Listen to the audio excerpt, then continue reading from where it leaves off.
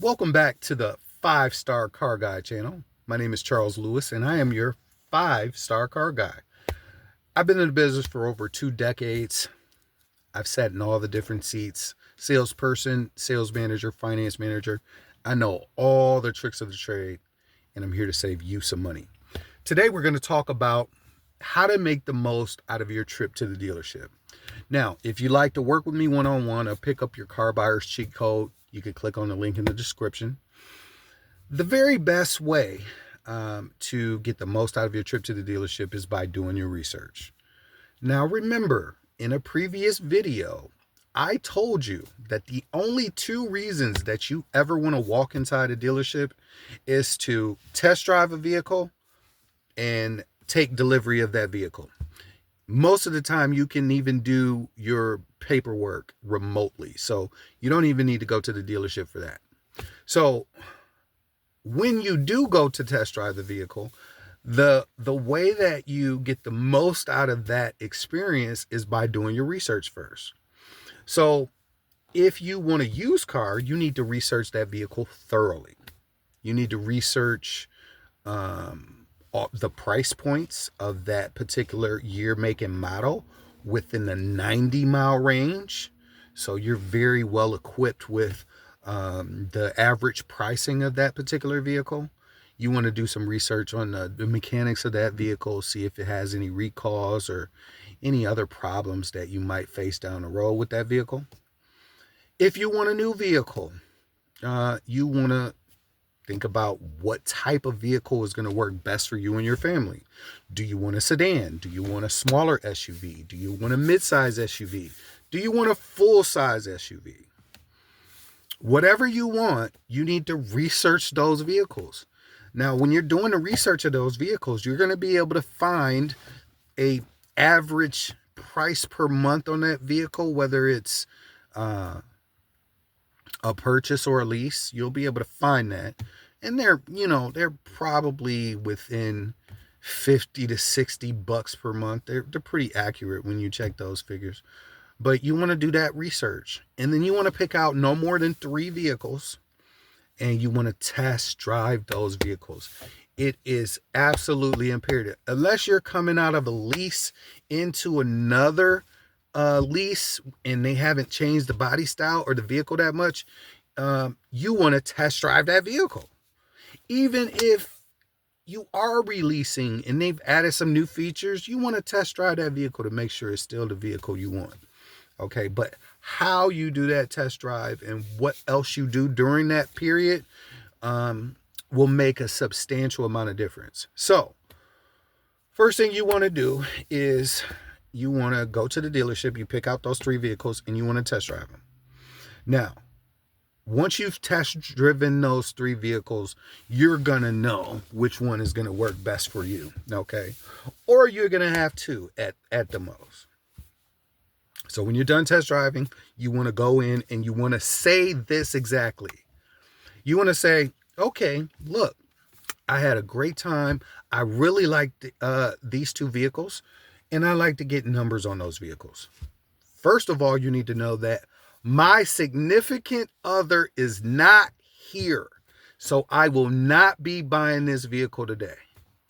They know that when the other party isn't there, or the party who they think is in charge of the finances is not there, that's an indication for them to give you a really, really good deal, because now they want to convince you so you can convince them. Salespeople get deflated when they see that situation because they know they're not going to make a sale today, and they know that when customers leave a dealership without buying, there's a 75 to 85% chance that they will not buy from you, or they'll go to the competitors. So they're going to try to pull out all the stops. You only want one set of numbers, and this is what you tell them. You tell them that my significant other isn't here. I need your best numbers so I can convince him or her. Okay? So what you're going to want to ask for is this. I want to see the difference between a purchase and a lease. When you bring me my purchase numbers, I want the bottom line out the door price in case I just wanted to write you a check for it. Okay. I need to see a itemized list of all of your discounts and fees. Okay. And I want to see a lease as well. And I want to see the difference between a 24, 36, and a 40-month lease with $1,000 down, which is the standard amount down that you put down for a lease. You don't have to. If your credit is good enough, you're never mandated to put anything down. And if you do put something down, that's going to just lower your monthly payment. So anyway, that's what you want to say. Now, when they bring you those numbers back, you want to have your phone and your camera out and ready. So when they sit those numbers down on the table, you want to pull those numbers towards you. You want to take a picture of them, both of them, of the purchase and the lease. The reason being is because sometimes they don't let you take that piece of paper with them. And there'll be something written on that actual sheet that says that, oh, this can't leave the dealership, whatever the case may be. Because they know you're going to shop, but they don't want to make it easy for you to shop. But they can't stop you from taking a picture of those numbers. So you're going to take a picture of those numbers. You're going to get up and then you're going to walk out. I don't care what they do. They're going to go scrambling around. Oh, no. What can we do to get you to buy today? Well, how can we earn your business right now? We're willing to do whatever, blah, blah, blah. Don't listen to anything they say. You keep walking. There's no stronger thing you can do in a dealership than just simply walk away. Walk away. You ain't got to worry about losing a good deal. Because when you walk away, you're in that CSM. That salesperson is mandated to in order to keep his job, he has to follow up with you. He's going to get alerts on a daily basis in his CRM telling him to follow up with you. If he doesn't follow up, it's going to send an alert to his sales manager saying that he didn't follow up. So he's going to follow up. You don't have to worry about that. So here's the thing. Every time he does follow up, that price is going to get better and better. They need to get you back in the door. And they're going to stalk you like a psycho to do it.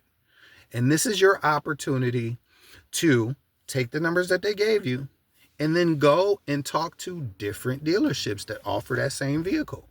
If it's a used vehicle, you've gotten a list of probably 15 vehicles that year, make, and model within a 90-mile radius. You've got all the leverage in the world. You need to contact those people that have a better deal on that and talk to them and see who's really willing to earn your business. Same with the leasing. Like, leasing is easy. Once they hear that your significant other isn't there, they should definitely give you the best numbers. Especially if you've leased with them before or done some business with them before, they should give you the best numbers. If they don't, somebody else will. And a lot of times it only takes traveling 20, 30 miles in order to get a better deal. You could save $20, $30 a month for $20 worth of gas. You know what I mean? So you want to put yourself in the best negotiating position, and your negotiating leverage goes through the roof when you walk away and when you negotiate over the phone. All subsequent negotiations from the time you test drove that vehicle, took a picture of the numbers that they presented you, should be done over the phone. All right? Now, if you need my help working with you on your unique car situation, click on the link in the description. Have a great day.